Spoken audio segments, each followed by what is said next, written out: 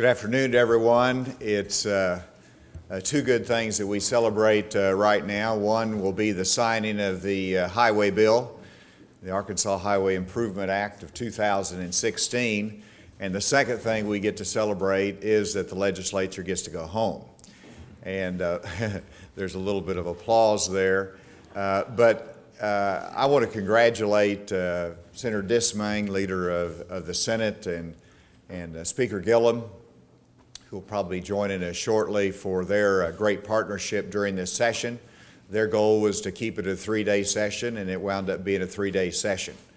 I also want to express appreciation to Senator Bart Hester, the lead Senate sponsor of the highway bill, as well as Representative Andy Davis, the lead sponsor of the bill in the House, for their magic in working this bill through the session. And I think it was a great teamwork that got it done in a 3-day period of time. I also want to recognize all the Scott Bennett, Director of the Highway Department, as well as the Highway Commissioners that are here. Commissioners, thank you for the work that you did during the session. Frank, I know that you and others talked to folks, made a difference in this, Speaker, come on up here. And Scott, where's Scott Bennett? Would you just introduce your commissioners that are here? Sure. Unfortunately, our commission chairman, Dick Trammell, wasn't able to come down this afternoon. We have our commission vice chairman, Tom Schick. We have Robert Moore. We have Frank Scott Jr. and Alan Farmer Jr. So the other 4 commissioners are all here with us today. Alec, good to see you, and thank you for your counsel through this. So, again, and all the legislators that are here, thank you for your help during this session. If you look at this highway bill that we're going to sign today, it is historic in nature because it allocates surplus revenues to the highway department. This has never been done in this fashion, where it's an ongoing formula for moving surplus revenues to the highway department. It also takes Treasury interest earnings, it takes other funds and moves them over to the Highway Transfer Fund for use by the highway department. The key is that it is a plan that allows us to meet the federal match that will ultimately result in a $1 billion highway program over 5 years. So it's a unique solution for a unique challenge that we had in this state. The legislature, the task force, everyone met that challenge and came out with a result that did not raise taxes, but resulted in a $1 billion highway program over 5 years. This is what I would consider success, and I'm delighted with the highway bill.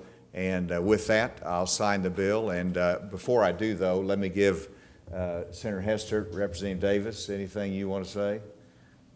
Good. Easy. Mr. Speaker? I'm good, sir. Are you ready to go home? Yes, sir. And Senator? Same here. All right, well, let's join here and we'll sign this.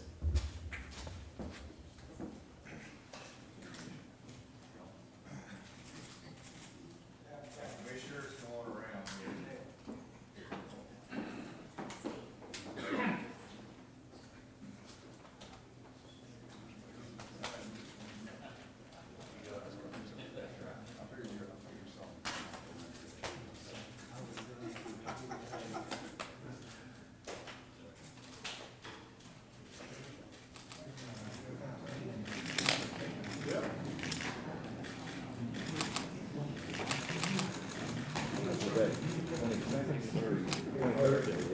Time flies.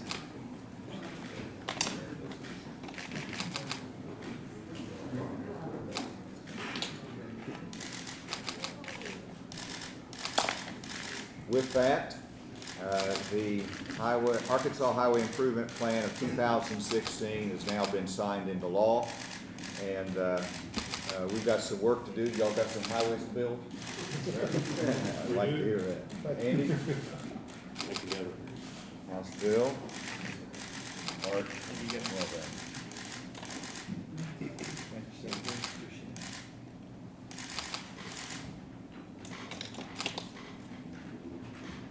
I'm good.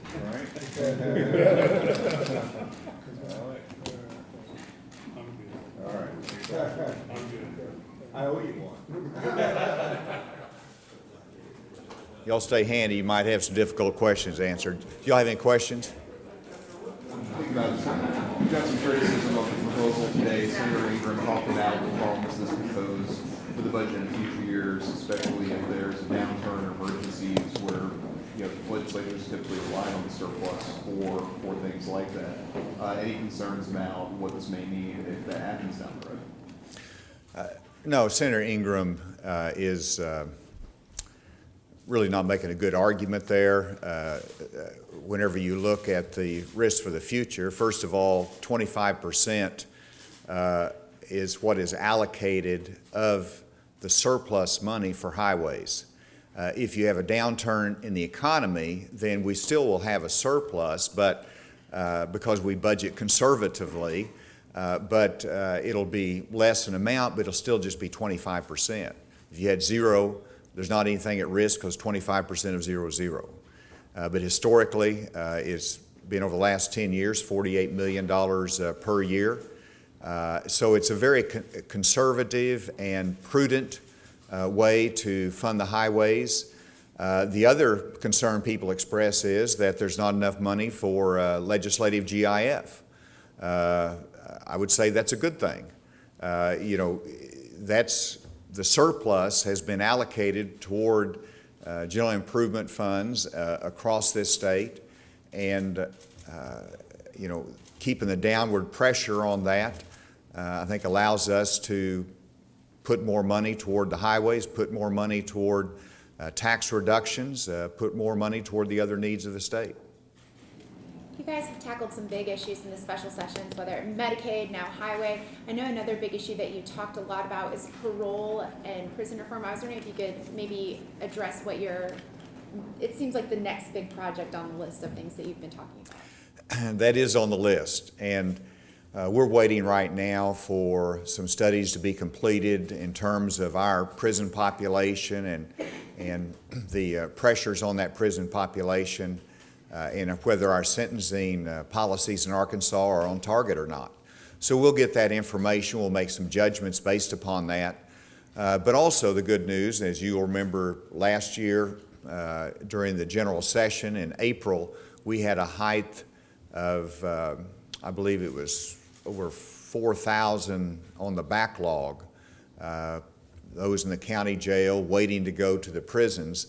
That's been reduced to, I believe, 1,200. It's gotten down actually to about under 1,000. And so we've made tremendous progress on the backlog even during this interim period. That's because of additional prison space that we brought online, as well as some adjustments that have been made.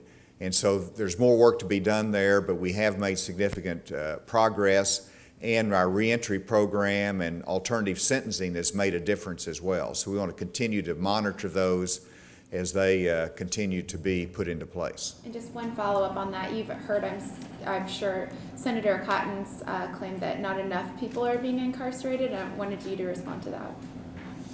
Well, he's probably speaking at the federal level because I know there's an effort to reform the federal sentencing laws. So I'll leave the federal judgment to his debate in terms of state sentencing practices.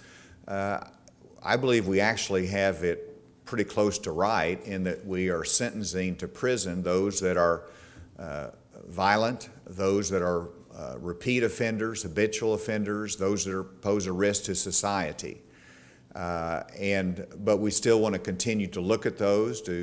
I know that there's multiple drug offenders that will sometimes go to prison. So you look at the policy to make sure it's right, but I think we get it pretty well and right trying to incarcerate those that are a danger to society, but we'll continue to look at it. Governor, real quick, talking the efficiency bill that finally went through today. Obviously there were some changes to the nature of the Historic Commission, but also the Governor's Mansion Commission. And I was just wondering, since taking over the mansion last January, if you have encountered any, be it logistical or personality conflicts with members of the current commission. And as a quick follow-up, just so I don't come back, do you have any plans of using your authority to appoint someone to that commission anytime soon? Well, first, in terms of the efficiency bill, there's a lot of good things in that efficiency bill, from eliminating 6 or 7 task forces, boards and commissions, as Senator Hester pointed out, who's very concerned about our foster care system, and it eliminated some of the burdens on our caseworkers. So there's a number of good things in the efficiency bill. In terms of the Manchin Commission, I think they bring a lot of value. It's important to have a citizen review of the condition of the mansion, and that's the original statutory purpose of the Manchin Commission, is to have citizens look at the mansion as to what needs are there, what the condition of it, report to the legislature. That's the most important thing that the Manchin Commission can do. In terms of the future, I'll have to look at what action I'm supposed to take, if any, as a result of the legislation, and determine whether any additional steps need to be taken. I mean, you can remove somebody from the commission under the law. Under the new law. Right. So do you have plans to remove anybody? I've not made any plans to remove anybody at this point. You know, that might change. We might look at it, but I have not thought through what I want to do with the Manchin Commission and under the new authority that might exist. So let's walk a little bit. This is a short-term fix for the highways, then we got intermediate and long-term. What's going to be your role going forward? Are you just washing your hands of it? Well, it's interesting, the debate on the highway plan that was put forth. I understand that there are some, including Senator Ingram, that criticized it because it was a short-term plan. But in fact, the only other plan that was on the table was a one-year plan. The plan that I presented is a 5-year plan. And so this is a 5-year plan that carries us through the length of the federal highway bill and the need that we have for matching funds. So I would certainly consider this an intermediate plan that we have, but it also has structural changes that, even though it had sunsets in 5 years, but you've got, beyond the surplus, additional revenue streams that have never existed for our highway department. So I think time will tell how well this works and what additional changes need to be made down the road. I do believe that there's a case that can be made for a long-term highway plan. These commissioners make that every day to me. And so there are greater needs, and I know the overlay program for our highways in Arkansas is a significant need. My judgment is that this ought to be brought before the voters in 2018 if they want to have a more aggressive long-term plan for the highways. Others believe it ought to be brought up in the session in January. I actually believe that, one, we've got a pretty good plan for the next 5 years here. I think any other plan that involves a tax increase or a significant tax shift should be brought before the voters. I'll look at what other ideas are there in the January session. But I don't think the mood for simply a tax increase will be any better in January versus now. So somebody's going to ask this. So any chance you're in any television advertisements for a tax increase in 2018? You say, I mean, any television advertising? Yeah, because sometimes good governors get on, the pro tem. We'll have to wait and see. It all depends on what it is. I wouldn't hesitate to advocate for a highway program that I believed in. I've advocated for this highway program, but we also, looked at a longer-term, more robust program that solves the problem of declining highway revenues, more efficient cars. We've got to come to a consensus on that, and we'll see what role I play.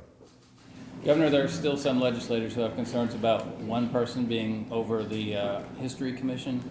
Is there anything you could say that would allay their fears? Well, yeah, there's not one person over the History Commission. Certainly you have, and I say there's more than one person, is because that person is reportable to me, and I'm accountable to all the voters of Arkansas. And so you have a direct line to an elected official here. And I think that is a high level of accountability. No one loves history and the history of Arkansas more than me. Maybe there's one or two.